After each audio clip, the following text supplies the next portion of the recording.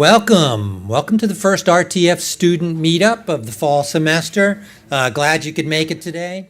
My name's Keith Brand. I'm the chair of the radio, television, and film department. I just kind of want to get a little sense of who you are. How many of you are freshmen? Okay, good. How many of you are, let's just say, brand new transfer students this semester? How many of you are not brand new transfer students? Couple? All right. And then the rest of you are sophomores, juniors, or seniors. Okay, good. Here's my agenda today. I just want to give you some general information about the program. We've got some new classes, some new concentrations. I want to talk a little bit about advising because registration is going to start in October, and we've got some really cool things that are happening this semester that I'm hoping you're going to want to be a part of. So I want to talk a little bit about those, and then maybe a little description of some of the spring classes. I'm guessing that some of the classes that we have that are listed on section tally, you don't really know what they are. So I'll have some of the professors talk about those classes. So let's start with some let's actually start with some introductions. 3/4, if not more of you are brand new to the RTF department, and you probably don't know a lot of the staff and faculty members. So I'm going to just kind of have them quickly stand up so you can put a name to a face. Later, they're going to be coming back and talking about some of the classes that they're going to be offering next semester. So we're going to start with Amanda Allman.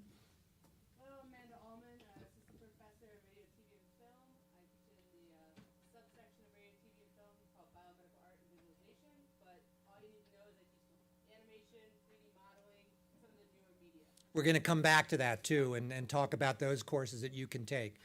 John Mason.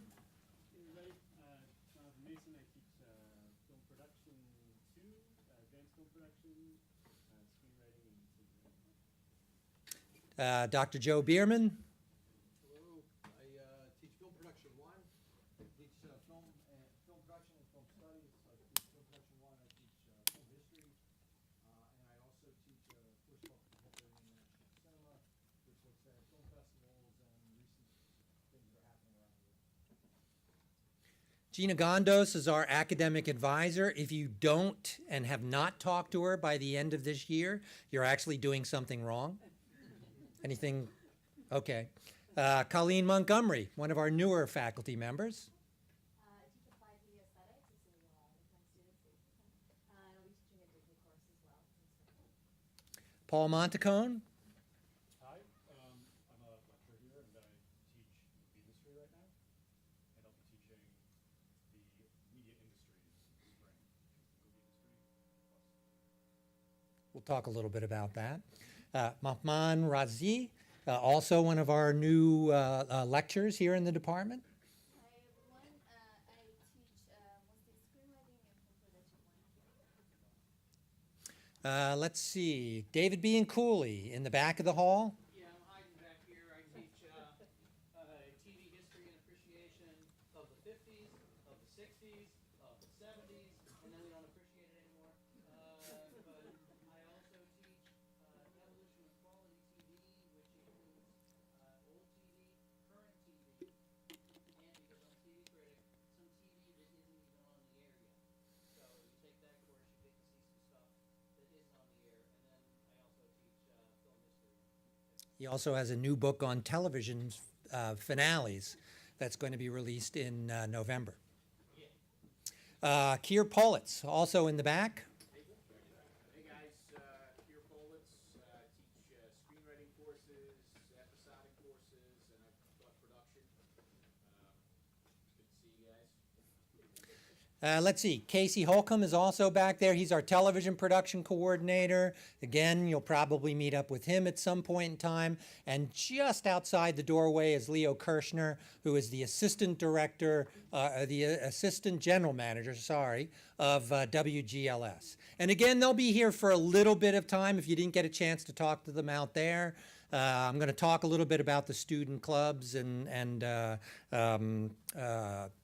encourage you to become part of them while you're here. All right. Did I miss any faculty or staff? Oh, Eric, I'm sorry, Erica. Good Lord. Erica, I always have problems pronouncing your last name, so maybe you could do it for me so I know the proper pronunciation of your last name. I'm Erica Tuccia. Tuccia, sorry. This semester I'm teaching post-production and new media production, and I'll be doing a couple of special topics courses. And we'll talk about those in a little bit. Thank you, Erica. Sorry. All right. So again, for many of you, you're coming to a college degree program for the first time. And I just wanted to briefly talk to you about your role in the education process. I have said this at numerous orientations, so you may say, oh, this guy sounds like a broken record, but I don't think I can say it enough times. This is the most significant investment anybody is making in you. If you are here for 4 years, it's going to cost somewhere upwards of $60,000, and that's a lot of money. And your college education is a lot more than you just kind of showing up in class, opening up your head, and having people pour information in it. In order to really get the most out of it, you have to put a lot into it. And that's what I really want to kind of start to stress, because we're unusual in a number of degree programs because we offer a lot of curricular and co-curricular opportunities to really, I think, become, to really get a set of skills that you can market once you're ready to graduate. So I really feel like you get a lot of opportunities to do things in college, especially if you're here for 4 years. You've got intramural sports, the student programmers. There's all sorts of things in ways in which you could spend your time. I think to get the most out of your investment, and I really do want to stress that this is an investment, I would suggest spending your time with our student production clubs. This is a really great opportunity to, as I kind of have said to a number of students, find out what you're good at. Because those of you that are here 4 years, you're going to find it's going to go very quickly. Those of you that are here as transfer students are going to find it goes very, very quickly. And really what I want for you is by the time you're ready to graduate, that you have a set of skills that you feel confident in. Now, a lot of students come here, they like filmmaking, they've watched films their entire lives, they've watched TV programs, but they don't yet know kind of how they fit in. Like, what is it that I should do within this very, very large industry?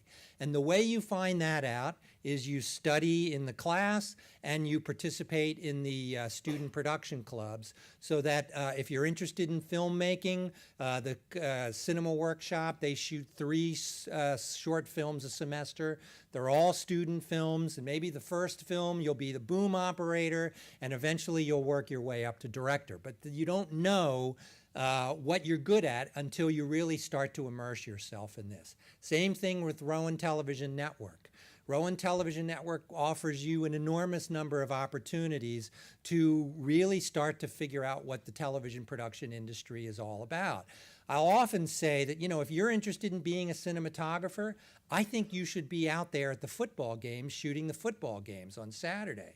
That's a way that you can really start to become much better as a shooter, is by also working in TV. And again, radio, we've got a really great radio station. There's lots of opportunities to find jobs in radio, and WGLS is really a great opportunity. If you're interested in sports, if you're interested in sports play-by-play, again, WGLS, I think, covers just about every single Rowan University sport. So the time that you're not in class, the time that you're not working on your class work, immerse yourself by using these student production clubs. Spend the rest of your time here so that by the time you're getting ready to graduate, you could actually say to yourself, well, you know what? I'm not a bad writer. I think this is what I'm going to pursue, or I'm a good director, or I'm a lighting designer. This is kind of where I'm starting. My passion is starting to head. And again, I can't stress enough the Rowan Network and how important that is. We use this guy a lot, but he's been pretty successful. And this past, I think the Sunday before last, he just won his 6th Emmy Award for visual effects, working for Game of Thrones. He was a 2008 graduate of the program. That's not the important point. The important point is once he got that job doing visual effects for Game of Thrones, he started to hire Rowan University graduates. And he's not going to hire the graduate who didn't show up for the film shoot or the one that was kind of undistinguished. He's going to hire the people who he knew and who he knew were really good. So you've got this time, this sort of short time period here in this program to kind of prove yourself, because you never know who that person is who, was if you're a junior and they're a senior, they're going to go out there and get this phenomenal job. And as they move up, they're going to be looking for the people to maybe take their job. That's how the network works. So you got to, you never know who that person is that's going to be really successful that has the ability to hire you. And you've always got to be proving yourself. So you got a short period of time. This is why I keep saying and can't stress enough that you really have to be serious about what you're doing here. You just can't show up for class and think that, it's magically all going to work out, because that's not kind of the way this industry works. So for those of you that have been here for a while, we've got some new kind of curricular things that are happening here. Just want to let you know about them. We've refashioned the curriculum to a certain extent, where we have 3 choices for you as RTF majors to kind of fashion the courses that you're taking. We call them concentrations. They're basically 4 course sequences that are usually upper division classes that just gives you a little bit of extra knowledge in a particular field. Now, most of you are familiar with the production concentration, and a lot of you, that's what you're solely interested in, okay? You want to make films or in some way participate in the film, television, or radio industry, and that's probably what, a lot of you here in this room are going to choose for your degree programs to focus on the production concentration. Those are 4 upper-level production classes. Film 2, Radio 1, Radio 2, TV 2, Advanced Film, Documentary Production, New Media Production. Any of those courses count towards the production concentration. But we have a couple of new concentrations if you're interested. We have a Film and Television Studies concentration now. And that's 4 those are 4, in some instances, upper-level courses. We've often found that students come in thinking that they want to be production majors, but find out it's not quite for them, and yet they're still interested in film and television. Maybe you want to go on to graduate school, and I would strongly urge you to think about that. That's a good thing to do post-baccalaureate degree, is to go and search out a good graduate program. These are 4 classes that could be Film History 2, TV History 2, some of the classes that Professor Bean Cooley teaches, like Quality TV, some of the classes that Professor Beeson teaches. She's teaching, I think, film noir musicals next semester. Professor Montgomery is going to be teaching the Disney class. All of those, any choice of any of 4 of those classes will count towards the film and television studies concentration. And then the 3rd concentration, which is new this semester, is the broadcast video systems concentration. We're finding out that increasingly video production and the world of video production and the world of computer science overlap to a huge extent. And so we've fashioned this broadcast video systems concentration, which are some courses that are more technically oriented in our production program, but also some computer science classes. So we feel that with this concentration, it should allow you to position yourself to start in an IT department of a media production house. And most large media production houses now all have IT departments because everything is software based, everything is internet based, and this is our attempt to try to give you some of those technical skills. So those are 3 concentrations. You can just choose one. If you're here for 4 years, maybe you could choose all 3. It's really up to you. But that's something that you're going to talk to Gina about when you schedule a meeting for advising coming up this year. Now, I'm not sure how much to get into this, but there is a new path to graduation, and you don't have to now choose a concentration, okay? You can just graduate with what we call a general BA in RTF, and that is you do all of the required courses. We have 6 required courses. We have the Media Industries Bank, we have the Writing Bank, we have the Historical Bank, and then you can just choose 4 non-required courses, and you can graduate that way. That's primarily, we were kind of thinking for transfer students who are only here 2 years, and it's harder to be able to get those 4 upper-level production courses. So it kind of allows you to mix and match a little bit. You could choose 2 production courses and 2 studies courses, or 1 production course and 1 broadcast video systems course. So you kind of mix and match, but it's 4 classes beyond the required courses.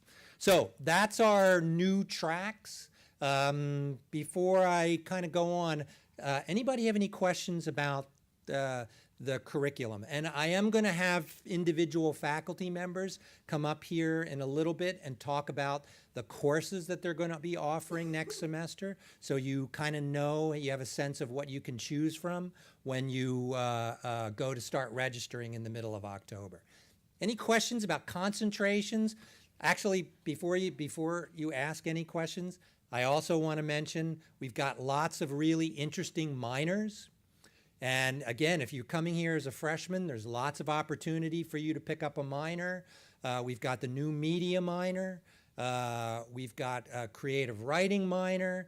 Help me out. What am I missing? Journalism minor, sports communication and media minor. Lots of minors that, again, I think what you want to be doing is just trying to get as many tools in your toolkit by the time you graduate. And so an RTF major and a journalism minor, you can see that there's a lot of synergy between the two. If you're interested in sports but kind of really want to stick with radio, television, and film, you can pick up the sports cam minor. So we also offer lots of minors. They're generally 6, sometimes 7 classes. So as a freshman, very easy to pick up, but also even as a transfer student, you could probably still plenty of time to be able to pick up a minor. All right, back to any questions about curricular stuff. Wow, I did such a good job. You understood everything that I said, despite the fact that I kind of plowed through it. Yes, you're all good? Cool. I want to give Gina just a couple minutes here to talk about advising, since that advising period has started right now, and registration starts in the middle of October.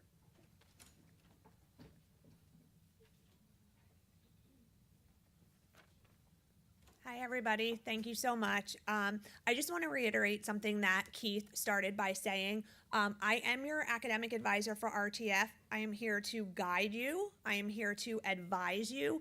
But I do want to remind you that your education is your responsibility, okay? We want to see you take ownership of your education.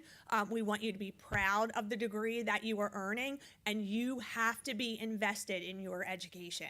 I can't track you down. I can't make you take classes that you don't want to take. It has to be what you want and the way that you want it to be. And again, I'm here to help you. Just a couple of reminders for you.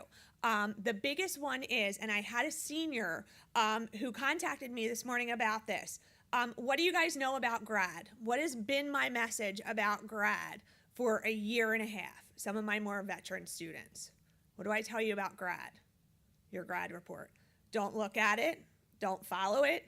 Don't pay attention to it. Pretend it's not there, okay? I just want to reiterate, grad is not accurate for our major. So instead of using grad, we do want you to use your program guide, which is the paper guide that I always review with students who meet with me. It outlines all of your required courses.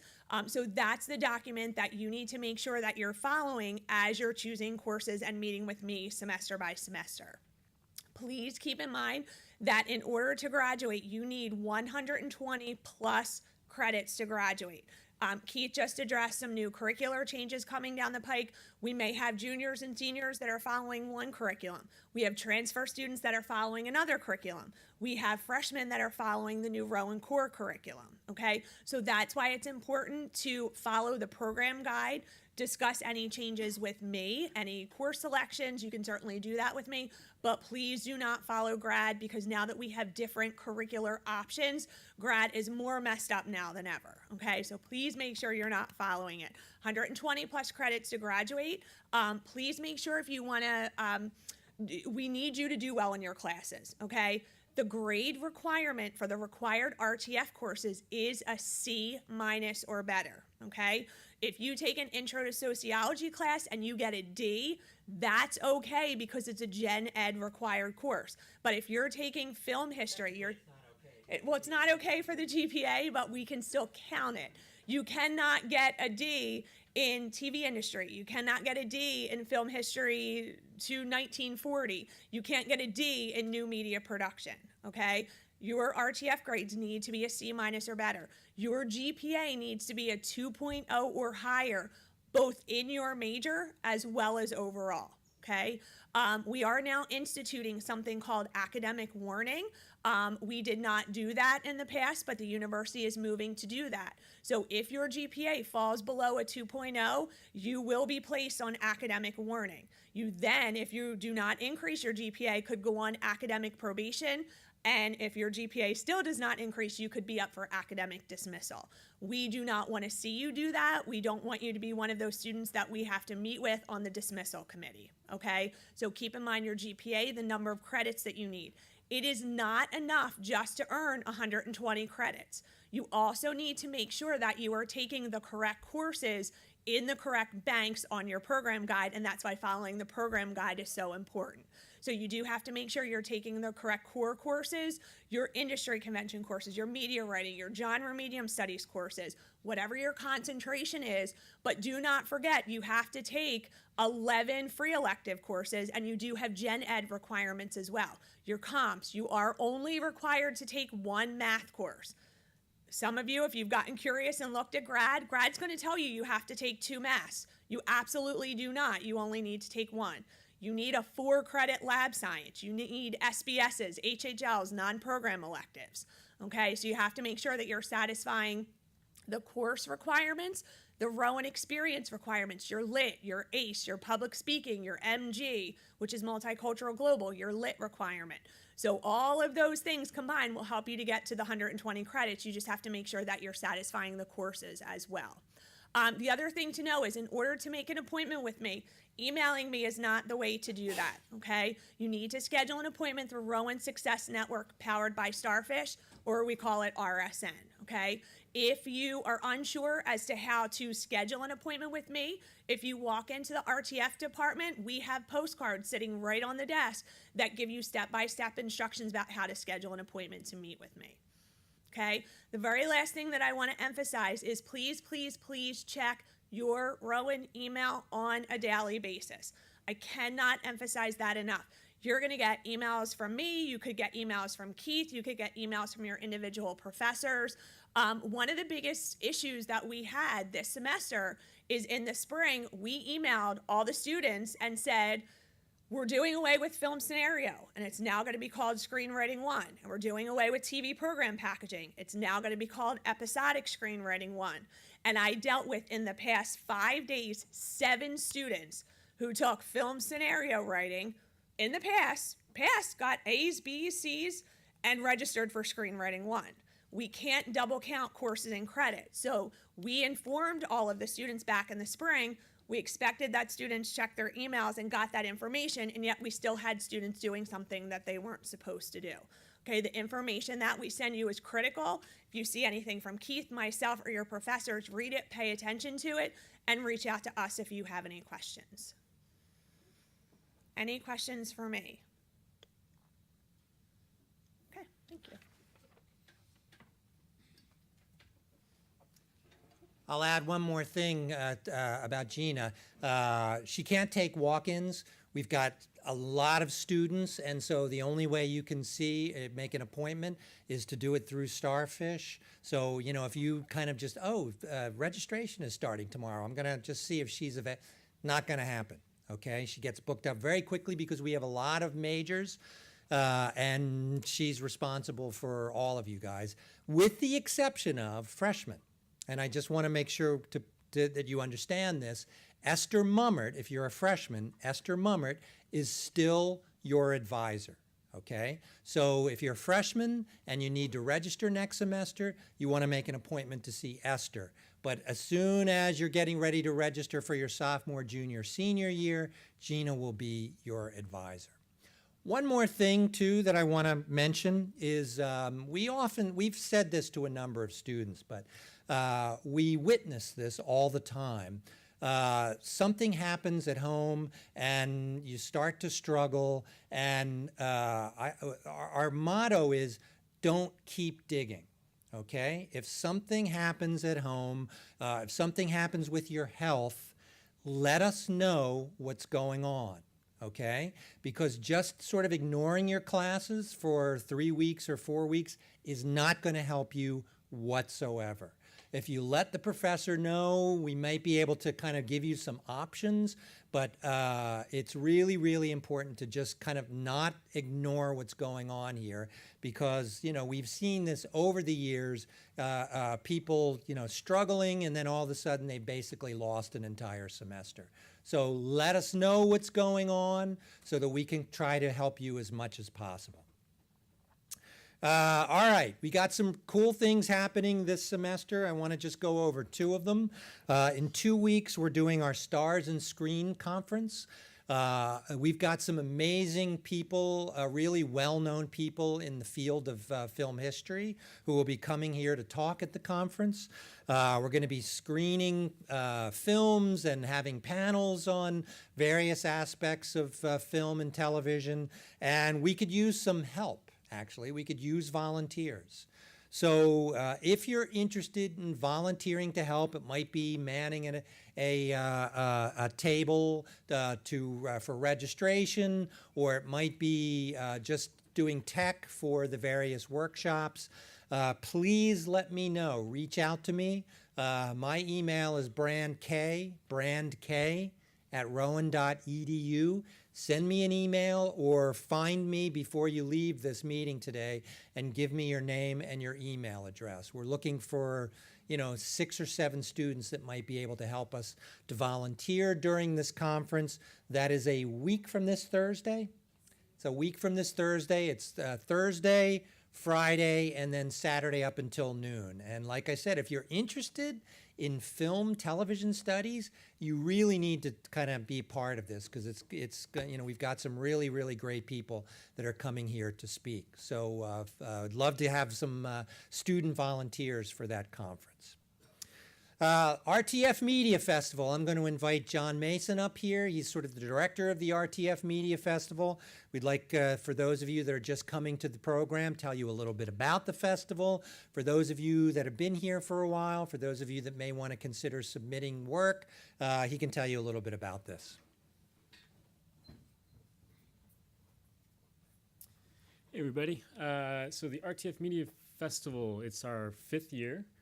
It's a festival we started a little while back with our fellow faculty members to sort of celebrate the work that's produced in class here at Rowan. So it's not so much for the projects that people have done in high school or before or sort of on the side. It's really to celebrate all the hard work that everyone puts into their new media classes, their audio production classes, screenwriting, film production, doc classes. So we run it like an actual film festival. I'm curious, how many of you have been to a film festival before? Wow, 1, 2, 3, I see 5 hands. So that's sort of one of the reasons we wanted to do this festival, is to give everybody, one, to celebrate the work, but also to give people that experience, because the whole point of media is to share it with people, right? So this is sort of one of those first steps. But we run it like an actual festival. We stream it live to the internet.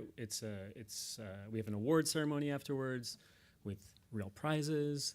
We have an actual jury that's comprised of working professionals. So the work is selected by outside working professionals in the media. And it's a lot of fun. And we're looking forward to this year, to our 5th anniversary. We've extended it to 2 days now, where an entire day is just for RTF, and then we have a day for New Jersey high schools. So it's sort of the best of New Jersey high school work, and then the best of our work. So if you have any questions about it, you can come see me afterwards. If you've already taken Film 1 or TV 1 or New Media and you've made something you're proud of, the deadline is this Friday, and you can just go to rtfmediafest.com, and you can come see me if you have any questions. Cool.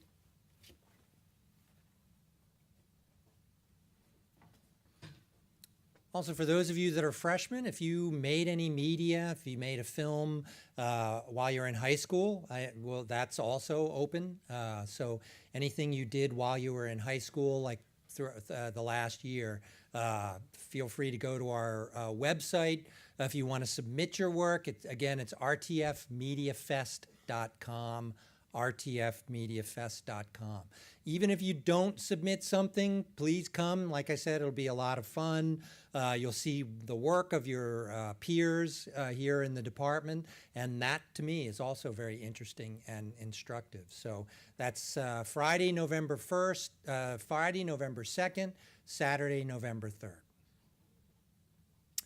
All right. Also, since there's a lot of freshmen here, this is great because we wanted to talk a little bit about our RTF learning community, and I'm going to invite the director of our RTF learning community to kind of explain what that is. This is Keir Politz. Hey guys, I'll give you the brief pitch here.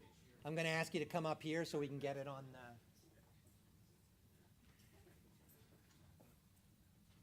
So freshmen, I encourage all of you guys to apply.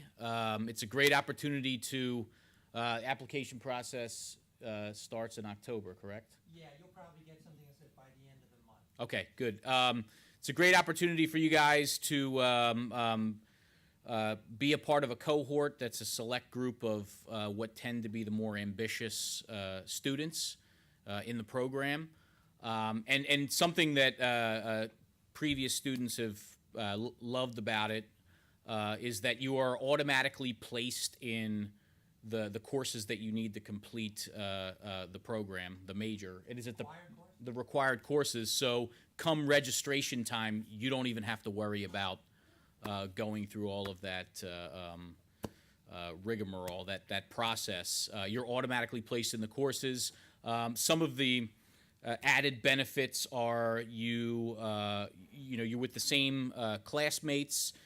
You develop a social network. You work on each other's projects. A lot of students have, they've lived with their learning community friends and peers, and we're currently looking to further develop the program, build it out a bit, and look for opportunities to offer you guys additional support and have some, have some events, some networking opportunities among each other, and some field trips, et cetera, et cetera.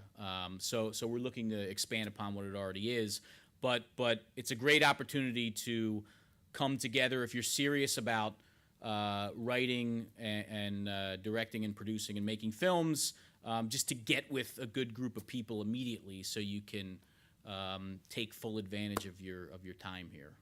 So I encourage all of you guys, freshmen, to apply.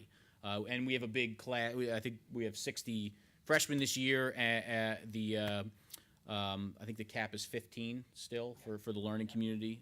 So get your applications in early, and wish you guys luck on that. So thanks.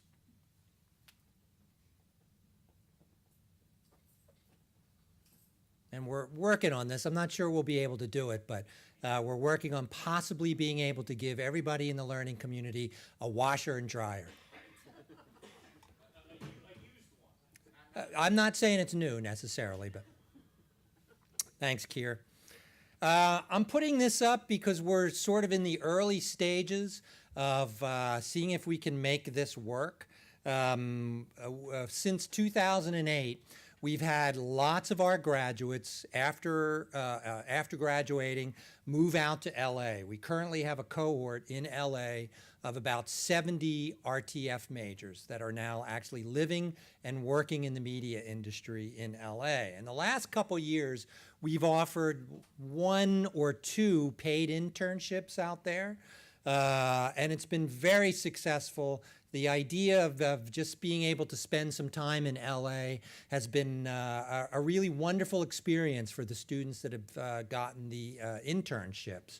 Well, we're trying to, hopefully, and I'll let you know more about this, but for the first time this summer, actually offer a 6-credit experience in LA.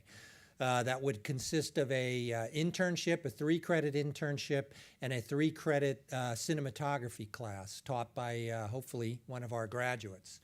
So be on the lookout for that. Like I said, being on the left coast in a city that's really a big media hub can be a real powerful experience. And every student that has done our internships out there has learned a lot by the experience. So I'll tell you more as soon as I know more. Yeah. So would this be limited to juniors and seniors, or would this be open to the rising sophomores? I'm not sure. I don't know. We haven't gotten that far down the road yet. I suspect it might be limited to juniors and seniors just because normally, and I haven't talked about this, normally the requirements for internships are that you have to have 75 credits. We generally like our internship students to be a little bit further along in their careers. So I'm guessing that it might be limited to juniors and seniors, but we haven't yet made that determination. But I wanted to kind of get you thinking about this because if you can do it, this is really, could be an amazing experience to spend a summer in LA. That's Los Angeles for film speak. Scholarships, also be on the lookout for this. This is also something that right now is only available for juniors and seniors, but we have close to $25,000 in scholarship money that's available. Last year, we didn't even have enough people apply for the scholarships. This year, I suspect it's going to be different, but we offer, I think it's 8 $2,000 scholarships. And we offer that generally in the spring, probably in January. You'll be hearing from us about the application process for the scholarships. Again, generally they're limited to juniors. Generally, they'd be limited to people who are currently sophomores and juniors. Okay, because if you're a senior, you're getting ready to graduate. These would be scholarships for the next academic year. So just be on the lookout. These are, like I said, $2,000. It's a nice chunk of money to help defray a tuition bill. All right, last part of what I wanted to go over was spring classes. I'm going to bring various faculty members up here to talk about some of the classes that they're offering in the spring, give you a little description of the classes. Because you're going to have to make some decisions about what you're going to be taking in October, and some of you may not really know what some of these classes are. So, Erica, I'm going to start with you because you have 2 special topics classes that you're offering this spring.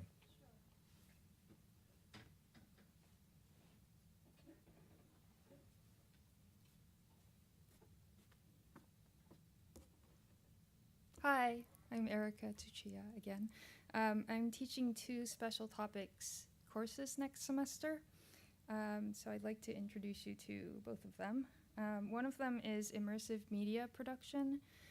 2018 marks the 50th anniversary of the Apollo program, so in conjunction with the history, physics, and astronomy and geology departments, we're going to be producing an original show for the Edelman Planetarium, working up to the first moon landing that actually happened in from Apollo 11. So working towards July 2019, we'll be producing an original show. So working in a spherical format is much the same as producing for a screen, but there are some modifications. So we will have the director of the planetarium, Amy Barraclough, teach the planetarium software. We'll also be learning about 360 filming and producing content and editing content for spherical screen formats. So Rowan's really lucky to have a immersive theater right on campus, so it's, it should be fun. The second, did we decide on that? Media production? Okay, yes. We're thinking that it makes sense to have new media production as the prereq for this class, but I think if you have a real interest in this, particularly if you're good at software, I think we'll... If you have any experience in animation, 3D, that's a plus. It's very useful. But otherwise, You might be, even if you didn't do new media production, we might want to, you know, we might make some exceptions. Just try and put it that way. right, so new media production is the prereq for this course. The second course I'm teaching is post-production aesthetics. This is meant to work with the course I'm currently teaching, which is post-production techniques. So the techniques covers the technical aspects of post-production. We cover documentary editing, narrative editing, and more experimental forms of filmmaking. So the aesthetics course is meant to cover the history and the theory to go along with this course. So they're supposed to be complementary. So I hope to see some faces in the special topics course. Thank you. Mon, do you want to talk a little bit about the screenwriting classes? Hello, everyone. I see some familiar faces here from my screenwriting students. The screenwriting is, I think, part of your course requirements, but and it's really straightforward. But just to have a little bit of idea, it is usually offered by me and some of my colleagues. I think here Paulette teaches it. John, you still teach part. And basically in this class, you start with getting an idea of what a story is, just in general, how we tell, how to tell great stories. We practice different approaches to it, how to bring your own experiences in life into a form of story, how to do observation, how to do adaptation of other stories. And you basically leave the class with a short form script between 8 to 12 pages and that could be accessible for you to hopefully shoot in other courses. Yeah, so feel free to reach out to me if you have any question about that, but hope to see you next semester. I'm going to ask Keir to come up because he teaches the advanced level screenwriting classes, both for narrative and episodic, and maybe he can talk about those.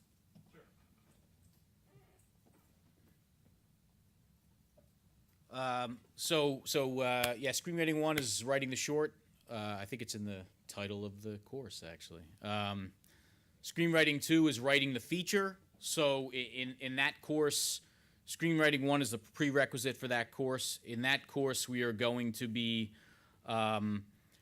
focusing on feature-length films, obviously. But you guys are going to be required to write the first 30 pages of a feature screenplay and outline the entire script, basically. So it's quite a bit more ambitious, but if you've taken Screenwriting 1, you should have the foundation necessary to ease into that course. As far as episodic goes, we've broken it down where episodic 1 is working on sort of the beginnings of a show Bible for an original series idea.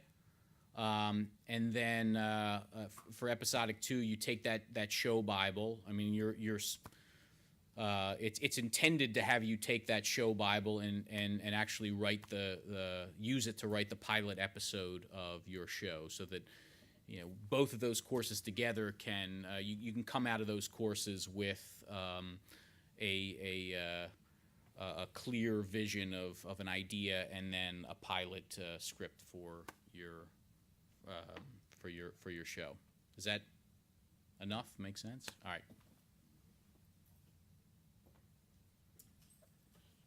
I forgot to mention with both of Erica's courses, post-production aesthetics and immersive media production, they are again listed in section tally as special topics classes, but we'll count both of those classes towards the production concentration, which are your higher level production courses. So both of those will count towards the production concentration. I'm bouncing around here a little bit, but I wanted to start with Amanda because Amanda in some ways is sort of the newest person to our department, and we've moved the courses and the degree program that she teaches in over to the radio, television, and film department, but I don't think RTF students quite know, how they can benefit by some of the courses that she teaches. So I'd like her to talk a little bit about in general, the BMAV program, and in specific, the courses that you might be interested in as RTF majors. Okay, so I moved over from the art department. So my background is 3D animation, 2D animation, storyboarding, game media design. Now, the biomedical art program focuses on science and medicine, but the media is applicable to you. So I've had RTF students in my senior classes and my game design classes actually do work that benefits them in terms of character design, character Bibles, scene design, working with the Disney class, understanding the animation principles. So even if you see a class called BMV or it's in the art department still, it's actually over in RTF now. So the classes that I'm offering for spring, it's actually, I thought of another one, so for Gina and for Keith, the game media design class. And this is part of the certificate in undergraduate studies that's part of the RTF program. So with the certificate in undergraduate studies, the courses that I offer with 3D modeling. So I know if some of you are going into sports communication or you want to do 3D graphics for the planetarium, some of my background is actually 3D animation for planetariums. So that 3D experience using Autodesk Studio Max and Maya, which is used in the industry for a lot of the animated films that you've seen, those are the softwares that I teach within the 3D modeling class. We pick up on the experience in the game media design class. Part of the CUGS as well is there's a storyboarding and animation course. So these courses are not offered every semester, but we're offering the game media design class in the spring, and we'll probably be offering the animation class next fall. So we'll remind you about that. I also have a senior level class. It's actually called a thesis, exhibition, and screening class. And I had Samuel Taylor, one of our RTF students from last year, work with me on an independent study in 2D animation. So I can give Gina this number, but this might be if you're a senior and you want to work on animation or independent study with me to help me teach you how to do 3D modeling or animation or some of those graphics, that might be an interesting class. And I think Gina and Keith can go over where those classes fit into your open studio electives or your open electives. So I'm kind of new, but I focus on illustration, graphics production, animation, 3D modeling, and that's my professional work in industry doing those animations for science and medicine. But for you guys, can definitely apply to film, TV, sports communication, etc. So did I miss anything, Keith? Nope? Okay. So thanks. Actually, I will add one thing about the CUGS. It means Certificate of Undergraduate Studies. It's 4-course sequence that you can pick up in addition to your RTF degree. One of the required courses in the game media design, CUGS, is screenwriting. So you've already taken that, so now you would only need 3 more classes in order to pick up the game media design CUGS. All right.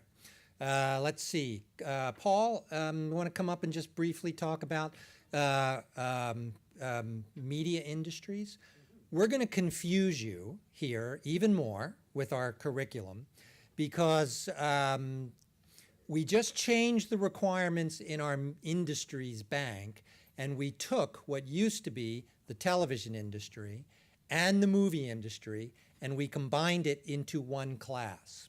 So if you're a freshman, most likely you haven't taken any of the industries courses yet, so you will probably take the media industry, and that will satisfy one of the courses for the industries bank. If you are a transfer student and have been here for a while, you may have already taken the television industry, or you may have already taken the movie industry. It won't really benefit you to take the media industries because there's a lot of overlap between those two classes. So you may want to think either about radio or new media, intro to new media as your second media industries class.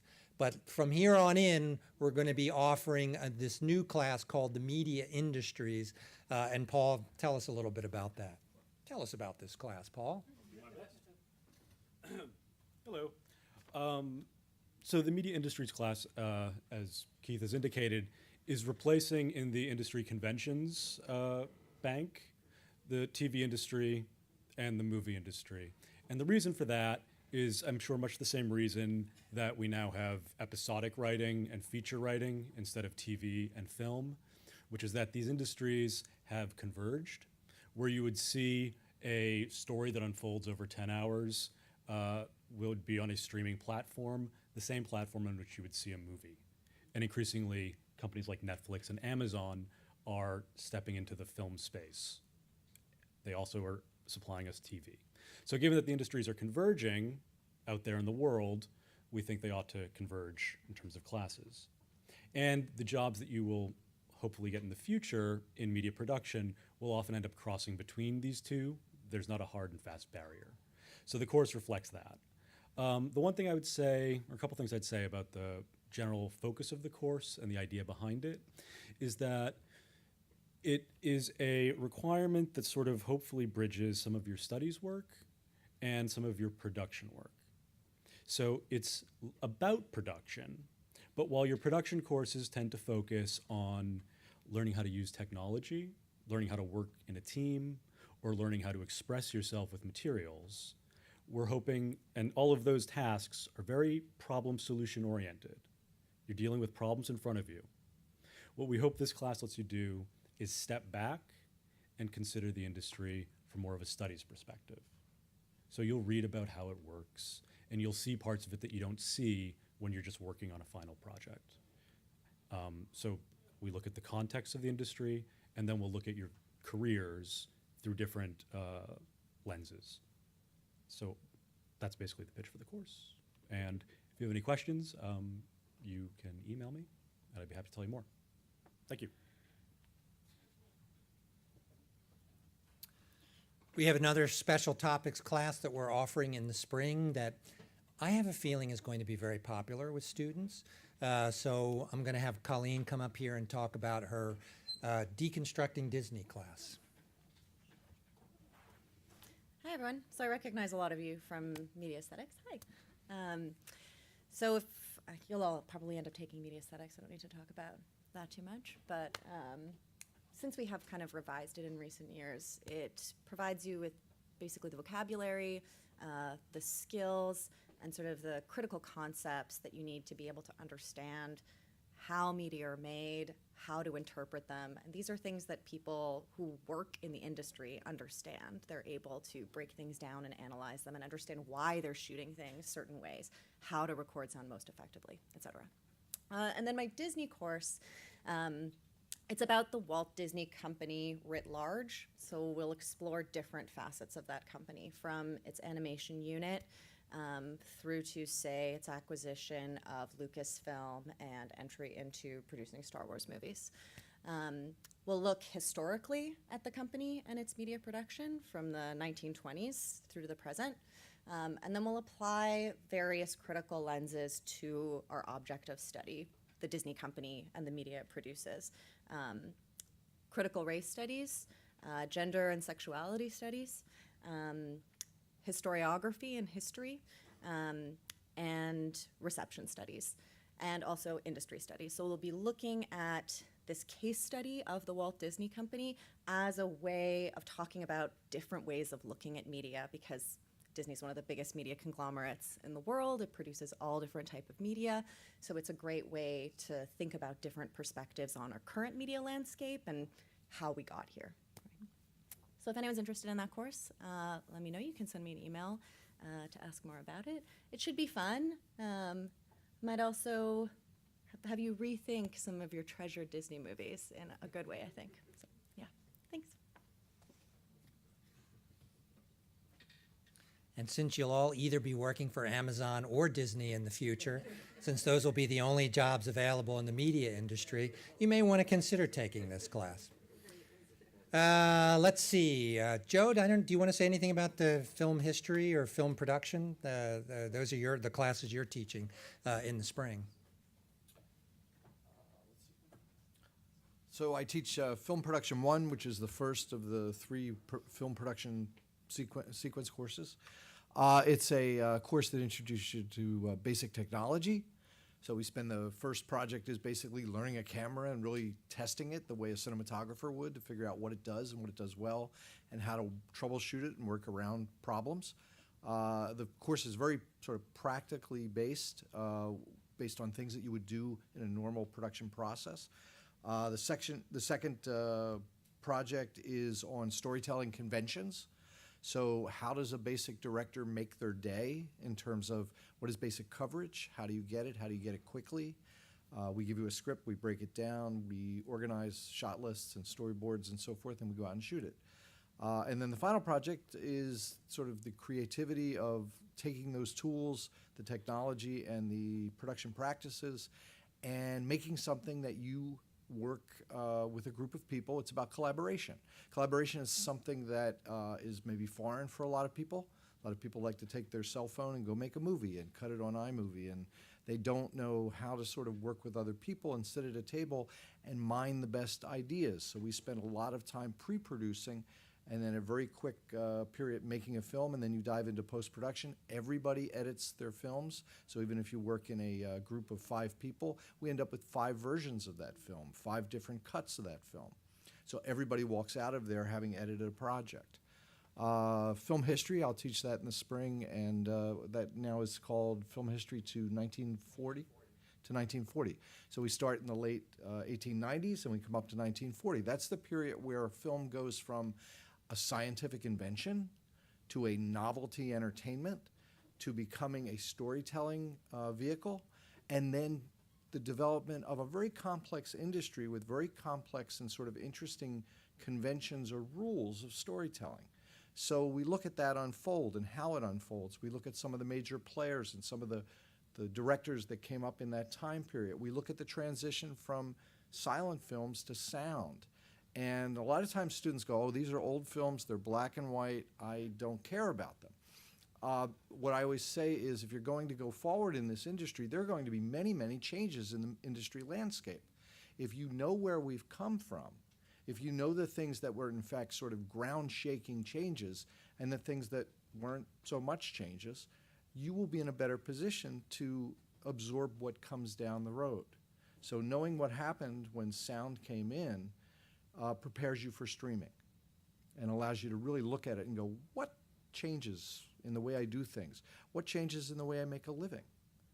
And so they're important in that way. Also, right now I teach contemporary international cinema, which I'll pitch for next year.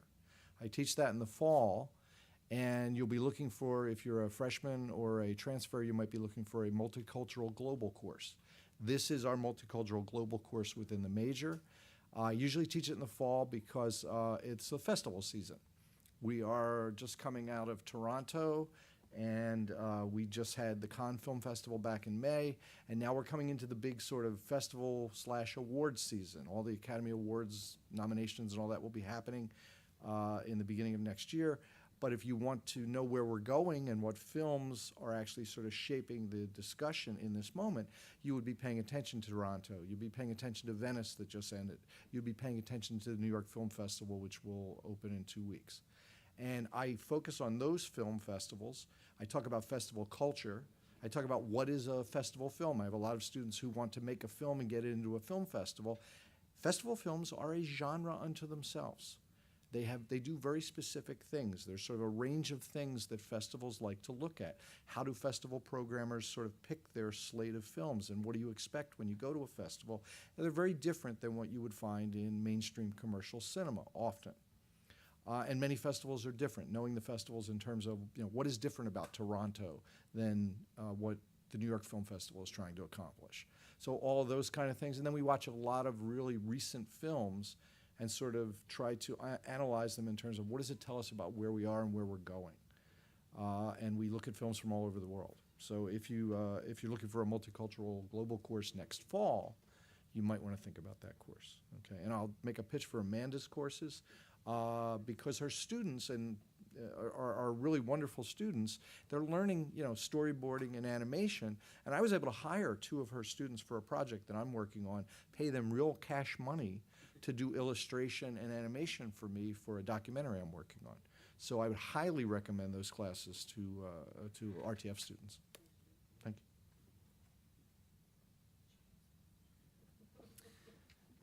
And I'll also add, by doing this intense study in just in film and in film history, you will never have to lie to your friends when you tell them that you really like Citizen Kane. David, do you want to talk about TV history a little bit? Since we're very unusual, and I think thankful that we're an institution that is actually able to separate out film and television, since they had different economic imperatives and sort of grew up differently, that we're able to study film through our film history classes and television through our TV history classes. So that you won't find that at a lot of institutions. So we're very lucky to have the man with the most Hawaiian shirts in the world, I think. It's Guinness record. Please sit down. Because I've been a TV career critic for more than 40 years, I come at my courses being very interested in not only the history and the development, but also the content. Unless I want to show bad stuff on purpose, I try to show as much good stuff as possible. The thinking being, if you're going into this major as a creator, either as an actor, a writer, or director, a producer, that by seeing a lot of different things over a period of decades, there's plenty of stuff that can inspire you and plenty of stuff from which you can steal. If you steal it artfully enough, it's an homage rather than outright theft, and you can use it to make your own programming better. In terms of the courses I'm teaching in the spring, it's 3 sections of TV history, which is basically of the 1950s, and then 1 section of TV history in the 60s and 70s. In the first course with the 3 different sections, you can either take it first thing in the morning or last thing at night. And so either way, if you're nocturnal, you do one or you do the other. And I focus not only on the programming, but on the history so that there's a context to it. So if you're thinking, why do I want to see black and white stuff from 50, 60 years ago? Part of it is that most of it is excellent. And the other thing, in terms of the history, it's creepily topical again. In the course on the 50s, I'm teaching about things like Korean War and witch hunts and politicians that make things up and say them, and the country listens for a while. And in the 60s and 70s, I'm teaching about special prosecutors. And it's just insane how much of, fear of nuclear annihilation, women speaking out for themselves and their rights, racial unrest. It's like, I'm so glad we learned from our history. So you get to see how we dealt with all of this stuff the first time. But you also see a lot of excellent programming, and then in each of these courses, I promise something that you will never forget. You do not have to take them one after the other. You can take them concurrently. You can take them out of order. So depending upon when the schedules are open, you can take 60s and 70s first and then go back to 50s. I think that's weird, but you can do it. But you can't take them at the same time. But what I promise you, and I promise every class, is that if you take TV history of the 50s, before it's over, if you attend every class, at some point over that term, you will see one of the greatest moments in television history, Rancid the Devil Horse. And in the TV history course of 60s and 70s, you will see arguably another unforgettable moment, Tiny Hitler. So there.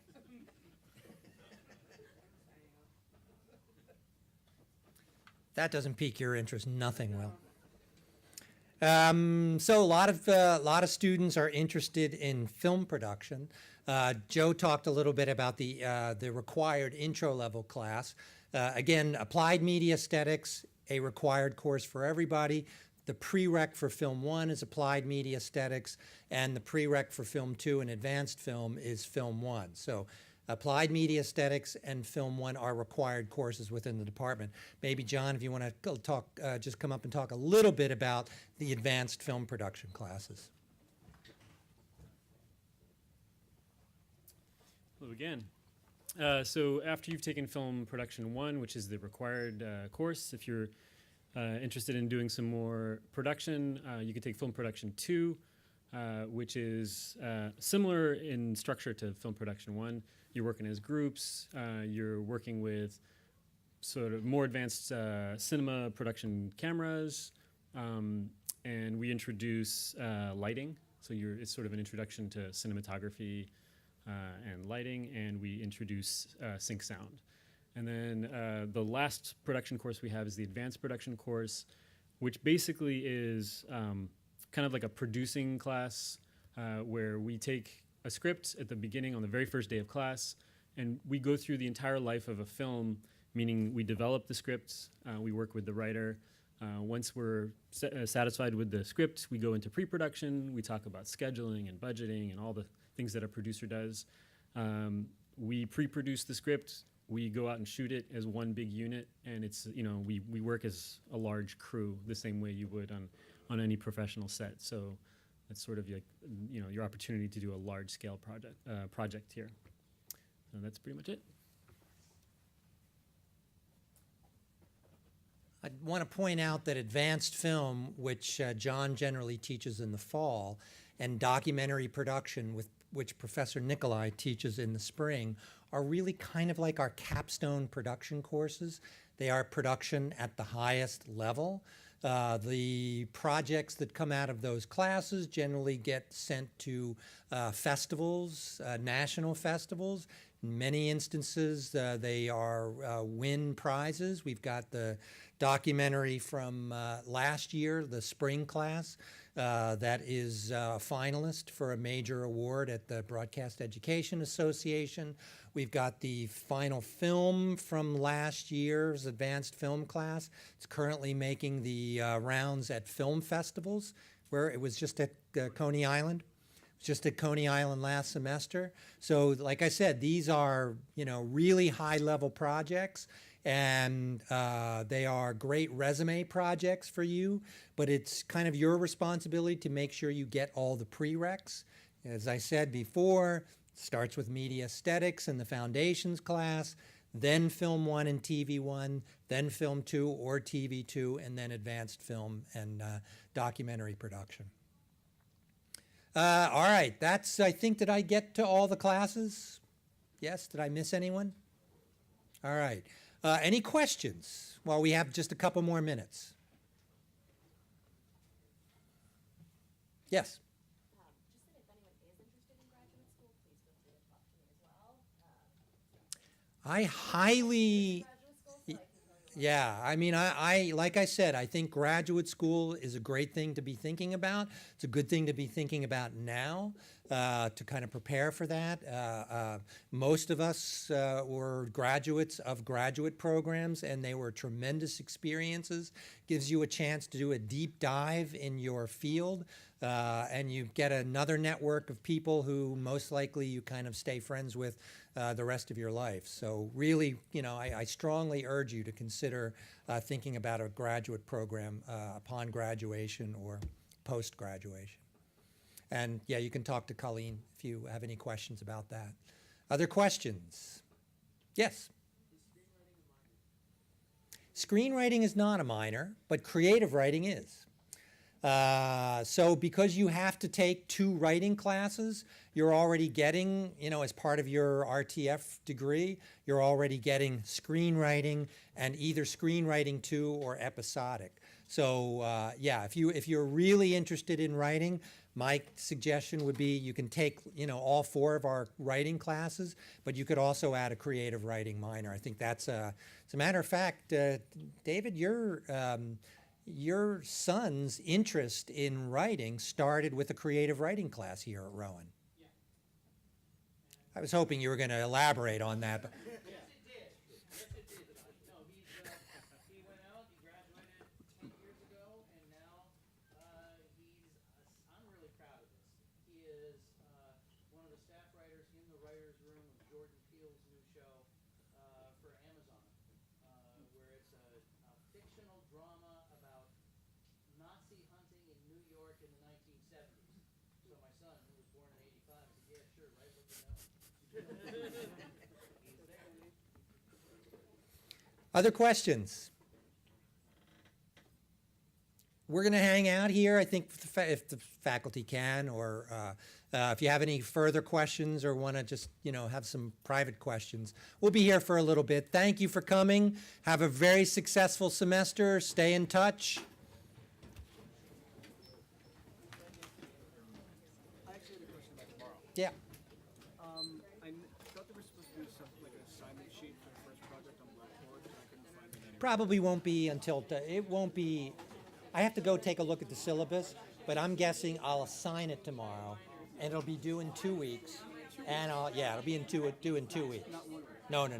No, for this first assignment, I think I'll give you 2 weeks. But I have to go back and take a look at the syllabus. So when I assign the assignment, that's when I usually put the assignment sheet up on Blackboard.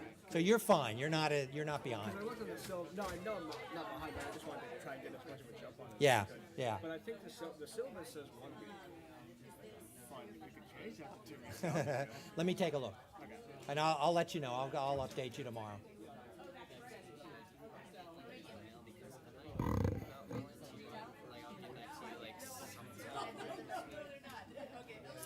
Anybody who wants to volunteer for the Stars and Screen Conference, just come up here and give me your email address. And I'll reach out and see if you're available.